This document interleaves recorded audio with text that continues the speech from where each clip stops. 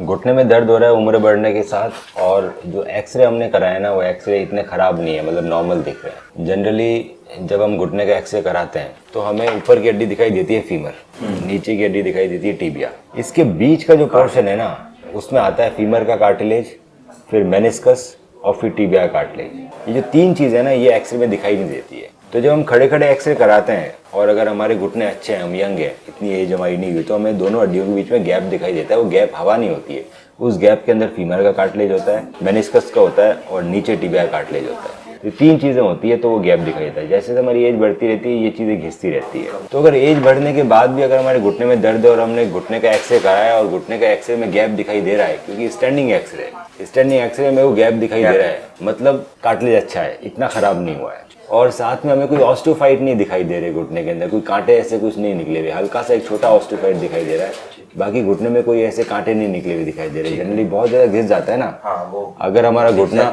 बहुत ज़्यादा घिस जाए तो ये जो बोन घिसती है, कार्टिलेज घिसता है, वो कोई निकलता नहीं है, वो हमारे घुटने में इस तरह से ऑस्टियोफाइट की तरह चिपक जाता है। देख रहे हैं आप ऑस्टियोफाइट जो खुरदरे से, तो ये ऑस्टियोफाइट भी दिखाई नहीं दे रहे। तो आखिर रीज़न क्या है पेन का? तो मैंने बताया पेन के दो रीज़न रह सकते हैं। पहला रीज़न कि हमारे कार्टिलेज में घिसावट है, दूसरा रीज़न कि हमारे मेनिस्कस फट गए। सो हमने जो MRI कराई है उसमें मेनिस्कस का ग्रेड 2 इंजरी इतना फटा हुआ नहीं, मेनिस्कस ठीक है। ग्रेड 2 इंजरी इस एज के अंदर सबकी होगी, मेरी भी होगी जब मैं इस एज में आऊँगा 60 की एज में, आपकी भी होगी, नॉर्मल है ग्रेड 2 इंजरी। कार्टिलेज में डैमेज हो गया है, पर कार्टिलेज मोटा होता है, जैसे गाड़ी का टायर मोटा होता है तो आधा घिसा हुआ होता है तो समझ में नहीं आता ना, वो जो पूरा घिसता है तभी समझ में आता है। तो इसके अंदर भी MRI के अंदर थोड़ा बहुत घिसा हुआ है तो नहीं आता है, तो हल्का सा घिस गया इस वजह से दर्द कर रहा है। अब इसको ठीक करने का तरीका ये है कि इसको रिवर्स तो नहीं कर सकते बिल्कुल भी, इसको मैं वापस कार्टिलेज नहीं उगा सकता, मेनिस्कस में वो कुछ करना नहीं, नी रिप्लेसमेंट की ज़रूरत नहीं है क्योंकि घुटने अच्छे हैं, उसके बाद भी दर्द कर रहे हैं। तो क्या किया जाए कि कार्टिलेज जितना घिसा हुआ है थोड़ा बहुत वापस आ जाए और फर्दर नहीं घिसे। तो और फर्दर नहीं घिसे इसके लिए हमें सबसे पहले करना है वेट कम करना है। वेट माता जी का ठीक है, इतना ज़्यादा नहीं है, उसको मेंटेन रखो, बहुत अच्छी बात है। दूसरा हमें एक्सरसाइजेस करनी है, स्पेसिफिक एक्सरसाइजेस गाइडेंस में, अपने आप नहीं। घुटने बचाने की एक्सरसाइजेस अलग होती है और हर पेशेंट की अलग होती है।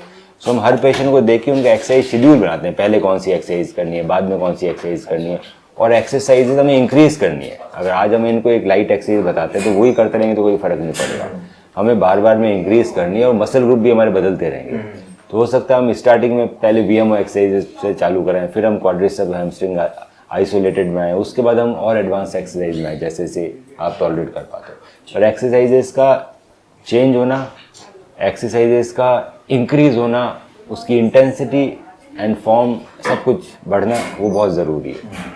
तीसरा होता है हम कुछ इंजेक्शन लगा सकते हैं घुटने के अंदर जिससे इसका दर्द कम होता है। पहले इंजेक्शन आते हैं जेल के, तो जेल के इंजेक्शन लगाते हैं, जेल लुब्रिकेट करता है, साल भर तक काम करता है, वापस हर साल जेल के इंजेक्शन लगाते हैं। दूसरे इंजेक्शन होते हैं स्टेरॉइड के, वो लगाए मैंने, थोड़ा इन्फ्लेमेशन कम करेंगे, दर्द कम करेंगे, और स्टेरॉइड जनरली मैं रिकमेंड नहीं करता। तीसरे इंजेक्शन होते हैं PRP के, प्लेटलेट रिच प्लाज्मा। तो PRP सबसे अच्छे इंजेक्शन माने जाते हैं। वो एक तो साइड इफेक्ट सबसे कम है, तो पेशेंट के ब्लड से ही बनेंगे, हम पेशेंट का ब्लड निकालेंगे, उसमें से हम प्लाज्मा और प्लेटलेट्स अलग निकालेंगे स्पेशल PRP वायल के अंदर, वो मैं नी के अंदर इंजेक्ट करूँगा, OPD में रहेगा।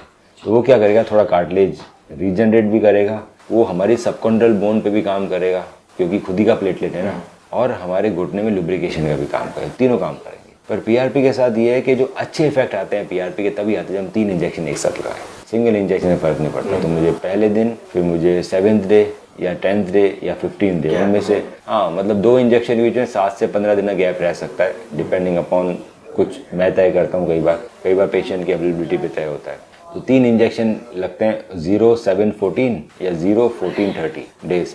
मतलब 1 से 2 वीक का दोनों के बीच में गैप रहे, और हमें लगातार एक्सरसाइज करनी, तो पेन है ना सिग्निफिकेंटली कम हो जाएगा और घुटना घिसना कम हो जाएगा। तो हमारी जो पेन किलर खाने की नीड है वो कम होती है, हमारी एक्टिविटी बढ़ती है। एक्टिविटी बढ़ती है तो हमारा शरीर हेल्दी रहता है बेटा, एक्टिविटी बढ़ती है तो मसल भी अच्छी रहती है, हेल्दी रहती है, घुटना कम घिसता है। एक्टिविटी बढ़ती है तो हमारे हाइपरटेंशन, डायबिटीज, ये सब बीमारियां ये कम होती भी है तो धीरे धीरे कंट्रोल में रहती है। एक्टिविटी बहुत जरूरी है, रेगुलर एक्सरसाइज। अभी तो कर रहे हैं क्या, 5 साल 3 साल हो गए, क्योंकि मम्मी के राइट वाले में लगा तो मैं दोनों की। आपकी बात सही, आज कर पा रहे हैं, पर ऐसे ही रहेंगे क्या 5 साल बाद कर पाएंगे? धीरे धीरे तो घुटना घिसेगा ना।